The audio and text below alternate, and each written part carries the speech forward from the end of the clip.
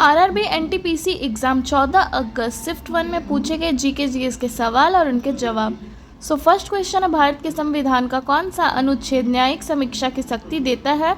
तो ये है आपका अनुच्छेद 13 जो कि न्यायिक समीक्षा की शक्ति देता है। सेकेंड क्वेश्चन है, पाल वंश की स्थापना किसके द्वारा की गई थी? तो ये जो आपका पाल वंश का स्थापना है ये गोपाल के द्वारा किया गया 750 ईस्वी में। थर्ड क्वेश्चन है, 106वां संविधान संशोधन किससे संबंधित है? तो ये जो आपका 106वां संविधान संशोधन है ये नारी शक्ति वंदन अधिनियम से संबंधित है। फोर्थ क्वेश्चन है, स्पेस एक्स मिशन से कौन सा देश अंतरिक्ष में सैटेलाइट जोड़ने वाला चौथा देश बना है? तो ये है आपका भारत जो कि अंतरिक्ष में सैटेलाइट जोड़ने वाला चौथा देश बना है। फिफ्थ क्वेश्चन है, गीतांजलि किसकी रचना है? तो ये जो गीतांजलि पुस्तक है ये रविंद्रनाथ टैगोर की रचना है। सिक्स्थ क्वेश्चन है, जामीबिया की कौन सी नदी चीन द्वारा अम्लीय अपशिष्ट से प्रदूषित की गई है? तो ये है आपका काफियू नदी। सातवां क्वेश्चन है, 2025 में किस हाई जंप खिलाड़ी को मेजर ध्यानचंद खेल रत्न पुरस्कार से सम्मानित किया गया? तो ये है आपके प्रवीण कुमार जिन्हें मेजर ध्यानचंद खेल रत्न पुरस्कार से सम्मानित किया गया। आठवां क्वेश्चन है, 1919 के अधिनियम में डायरकी का क्या अर्थ था? तो 1919 के अधिनियम में डायरकी का अर्थ है द्वैध शासन प्रणाली।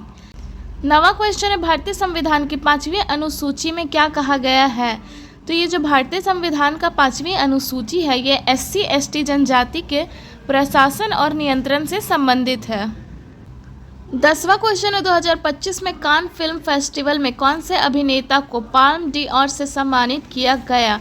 तो ये है आपके रॉबर्ट डी नीरो जिसे 2025 में कान फिल्म फेस्टिवल में पाल्म डी'ओर से सम्मानित किया गया और ये है अमेरिकी अभिनेता।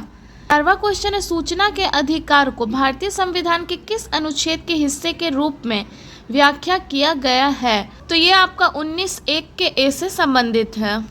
12वां क्वेश्चन है, M23 सशस्त्र समूह हाल ही में समाचारों में चर्चा में रहा है, ये किस देश में सक्रिय है? तो ये कांगो लोकतांत्रिक गणराज्य में अभी सक्रिय है। 13वां क्वेश्चन है, 1990 में शुरू किए गए जीनोम प्रोजेक्ट का लक्ष्य कितने बेस पेयर्स की सीक्वेंस करना था? तो ये 3.2 बिलियन बेस पेयर्स को सीक्वेंस करना था।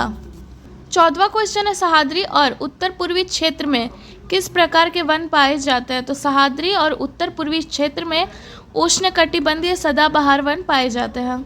15वां क्वेश्चन है, 1857 से पहले के विद्रोह के पीछे कौन सा कारण नहीं था? तो ये आपका ब्रिटिश अधिकारों द्वारा स्वदेशी उद्योगों को नष्ट करना 1857 से पहले के विद्रोह के पीछे का कारण नहीं था। 16वां क्वेश्चन है, उद्योगों में इंसुलेटर के रूप में किसका उपयोग किया जाता है? तो उद्योगों में इंसुलेटर के रूप में माइका यानी अभ्रक का उपयोग किया जाता है। 17वां क्वेश्चन, 2025 में ब्रिक्स का आयोजन कहाँ किया गया था? तो 2025 में ब्रिक्स का आयोजन ब्राज़ील रियो डी जेनेरियो में किया गया था।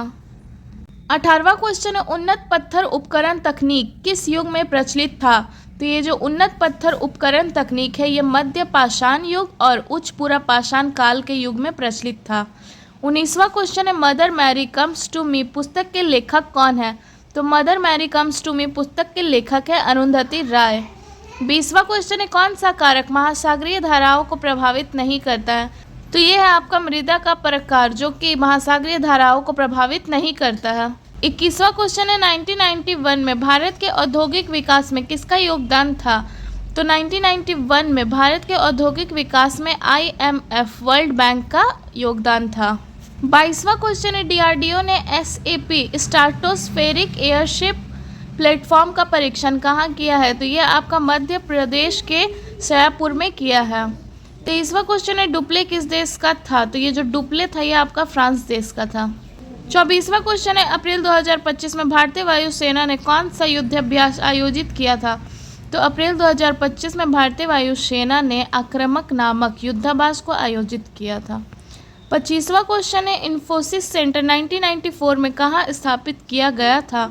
तो ये जो इन्फोसिस सेंटर है ये 1994 में मैसूर कर्नाटक में स्थापित किया गया था।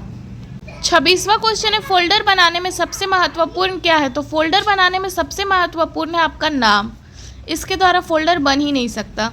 27वां क्वेश्चन है, ग्रेटर चेन्नई कॉरपोरेशन किस पुरानी बिल्डिंग में स्थित है? तो ये आपका रिपन में स्थित है। 28वां क्वेश्चन है, राम गोपाल को कौन सा वीरता पुरस्कार प्रदान किया गया है? तो ये जो राम गोपाल है इन्हें कीर्ति चक्र पुरस्कार प्रदान किया गया है। 29वां क्वेश्चन है, ब्रिटिश शासनकाल में भारत से मुख्यतः क्या निर्यात किया जाता है? तो ब्रिटिश शासनकाल में भारत से मुख्यतः कच्चे माल को निर्यात किया जाता है।